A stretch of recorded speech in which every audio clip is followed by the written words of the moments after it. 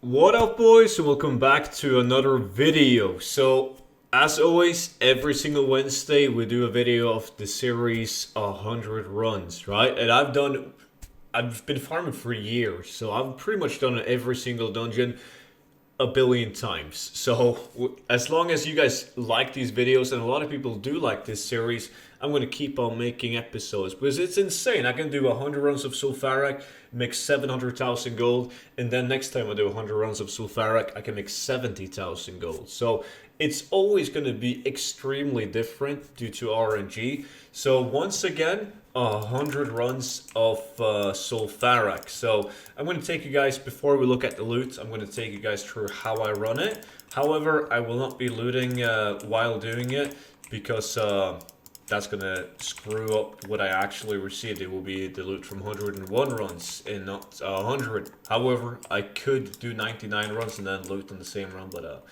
it doesn't really matter. So a lot of people ask me, and that's the reason why I want to show the route while I'm doing this video, even though I've made a bunch of videos on Zul'Farrak. But I still get the question asked often because Zul'Farrak is a really popular dungeon to do, and that is, how do I run Zul'Farrak? A lot of people, they just pull the entire dungeon and kill the mobs at the end where the graves are at.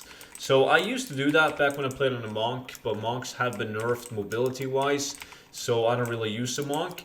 And I also have a speed set druid. Like, as you guys can see, this druid is insanely fast. So the reason why it's fast is, well, one of the reasons that makes me fast is every time I kill stuff is proccing like this. So I need to kill stuff in order to keep up my high movement speed, and that is one of the reasons why I like kill and loot instead of just pulling the entire dungeon. It would actually be slower for me.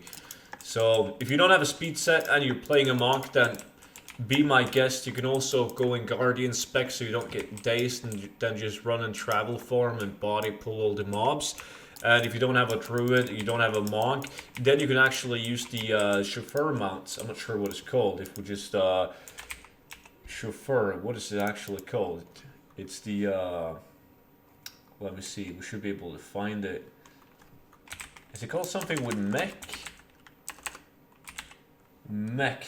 There we go. This one, because you're not technically riding the mount yourself, so if the mobs hexes you, you're still not going to be dismounted. That's the problem with body pulling in a mount, because some of these mobs will hex you, and that's going to dismount you.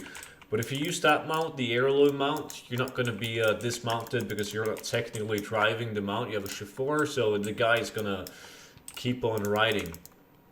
But speed set druid, definitely the way to go. And why would you do Zul'Farrak? Well, Zul'Farrak is popular for a reason. Like, the loot table in Zul'Farrak is absolutely insane. The loot table has changed though.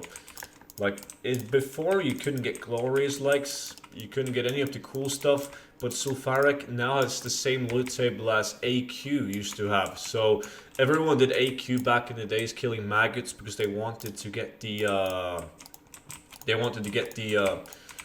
the glorious legs. Well, now you can get glorious legs from Zul'Farrak. You can also get the Jade items, the Bloodlust, the Vanguard. You can get Blade of Hannah can drop, Skullflame Shield, Orb of Deception, and so on.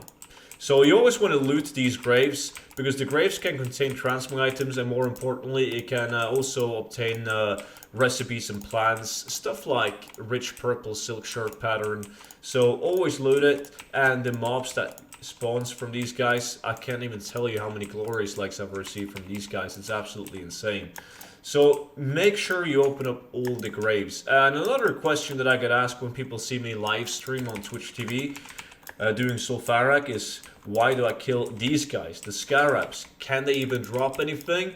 And I've also received glorious legs and the Skullflame Shield from these Scarabs. So they have like the same loot table as the other guys. They just seem really bad because they're like small Scarabs. But you always want to kill them. Always kill the Scarabs. I also, depending on how much time I have, sometimes, well, every single time when I'm running this Zul'Farrak, I'm doing it while streaming.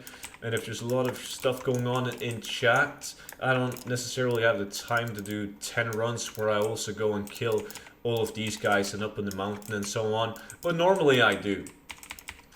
So after clearing that guy, we're just going to go over this place right here.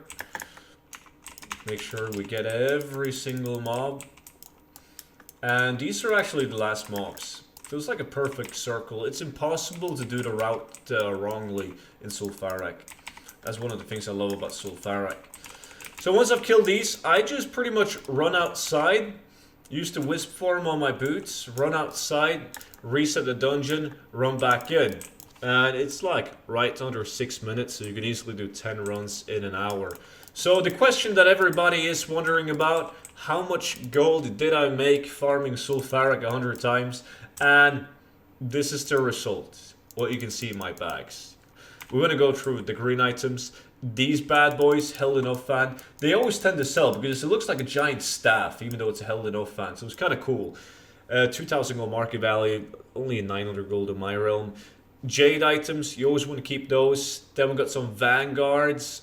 These are definitely worth keeping. You guys can see my previous sales though. It's been bad, but luckily it's been going up a tiny bit recently. Glorious Helm.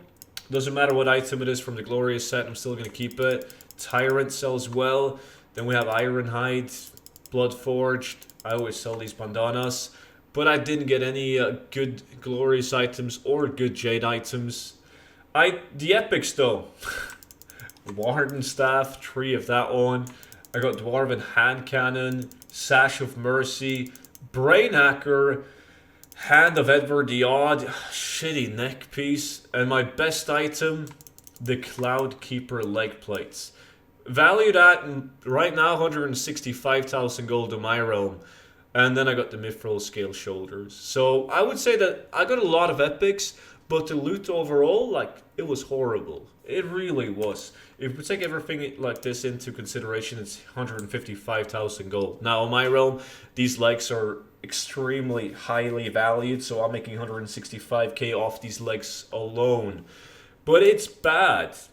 It really is. I'm not going to sell these Cloudkeeper leg plates for 165,000 gold. That is, I would be amazed if I managed to do so. 50k is more like a reasonable price. But it was cool to receive this many epics. It was just a shame that I didn't get any glorious legs or any other cool stuff like that. But it's still, Zul'Farrak, a blast to run as always. So that wraps it up, guys. If you guys liked the 100 runs, make sure to press that thumbs up to support the channel. And yeah, thank you all for watching. I will see all of you guys back in tomorrow's video. Until then, bye-bye.